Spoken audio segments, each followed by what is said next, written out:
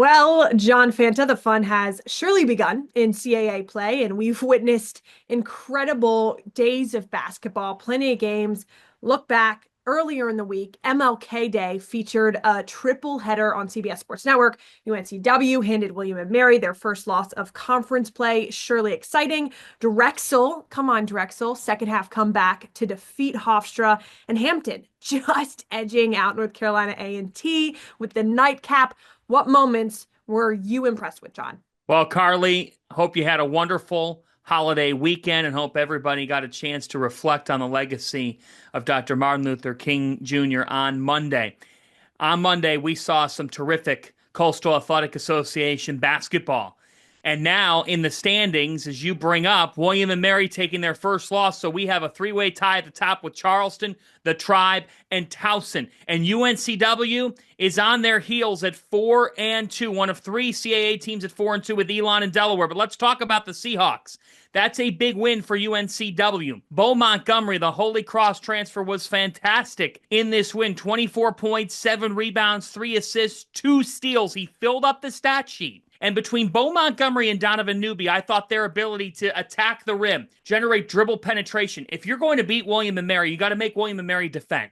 Yeah. Because if you don't make William and Mary defend, they're going to get out on the break and they're going to take stops and put them into scores. So for William and Mary, they had trouble defending UNCW without fouling. UNCW got to the free throw line 32 times. Donovan Newby, 7 for 7 from the line. Bo Montgomery, 7 for 8 from the line. Donovan had 18 points in this game. He knocked down 3 threes. On a day where William and Mary hit 13 three-pointers, which is right around their average, UNCW still found a way to score 85 points and limit them to 74. So in other words, as much as William and Mary can knock down the three, I thought UNCW still kept their ball pressure up. They forced 13 turnovers. They won the turnover battle. They won the rebounding battle by 10.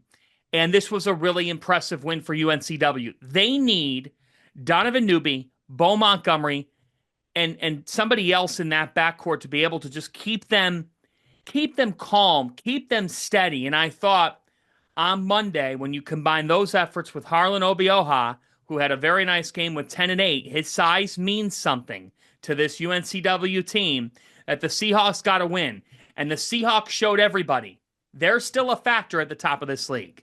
And John, let's not overshadow the weekend, okay? Because the Blue Hens can never count them out. We've seen it time and time again. Went 2-0 this week and absolutely protected the Bob Carpenter Center. They're undefeated at home in CAA play so far this season. They lead the league in scoring through conference play thus far. If there's a time to turn it on, surely is now. So what are you impressed with Delaware, John? Well, for the Blue Hens to win 4 of their last 5 games is very impressive. And when I talked with Martin Inglesby earlier this season, he talked about John Camden. John Camden is extremely talented and has tremendous feel for the game. I love what he is bringing to this Delaware team. He transferred in from Virginia Tech, so he has high major experience. He's playing 35-plus minutes per game. 28 points in the 79-77 win over an Elon team that entered the game with just 1 loss in conference play. We had that on CBS Sports Network when the Phoenix met William and Mary. But it was beyond Camden in this game for Delaware, who knocked down 10 threes.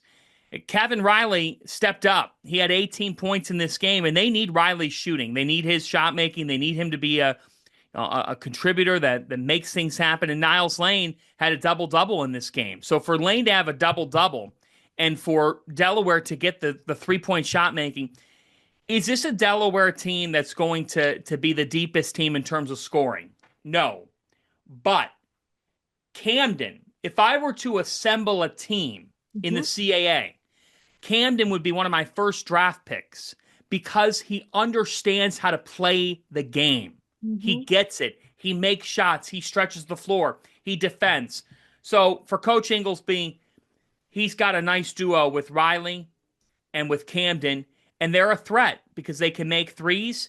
And I think that when you look at Delaware, big picture now, this is going to be a key weekend for them coming up with Hofstra and Drexel. So how do they handle that? But this offense now, Carly, is just outside the top 100. And they're playing a top 40 tempo in the country. So keep an eye on the Blue Hens. You said something very interesting. If I were to assemble a team, maybe next week, come on back and we'll have John Fanta starting five, right? I would love to. Yeah, I would let's love to. do that. But John, you look ahead, plenty of CAA hoops on the screen next week. What are you looking for? Well, I want to bring up those Drexel Dragons because I'd be remiss not to bring them up. And so we'll start right there with both what they did this past weekend and with what they've got cooking this upcoming week. I mean, how about those Dragons? Zach Spiker's team plays with Philadelphia toughness.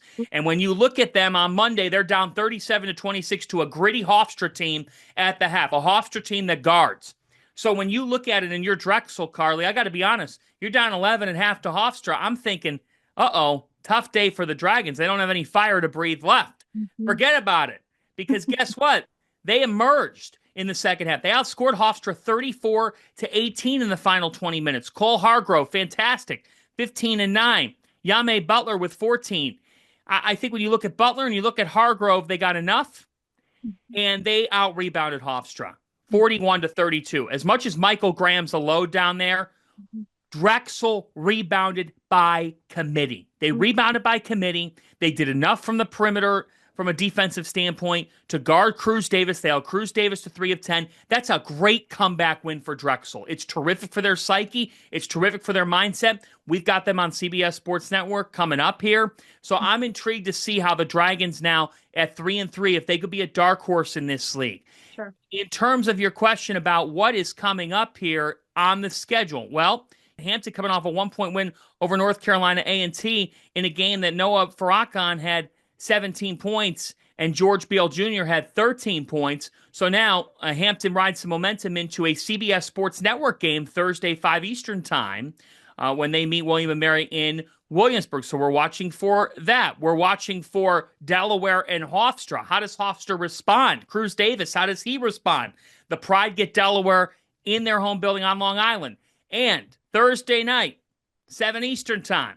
I can't wait. UNCW and Charleston. Oh boy. It is the rivalry. It is the rivalry in this league. It is an awesome game every single year. We're going to have the rematch February the 13th on CBS Sports Network.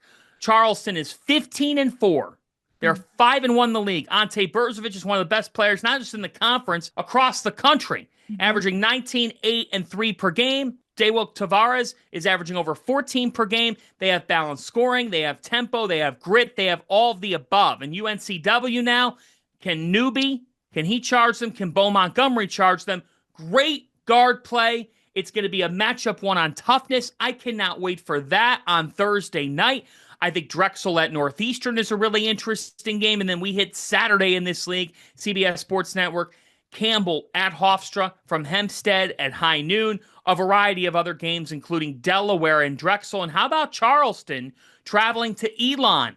Elon's ability to defend, Elon's ability to rebound, and Charleston coming off the big rivalry game. So for the Cougars, can they keep the ship rolling at 5-1 and be 7-1 at the end of this week? I'm curious to see, Carly, because I think these are two difficult tests for Chris Mack's team.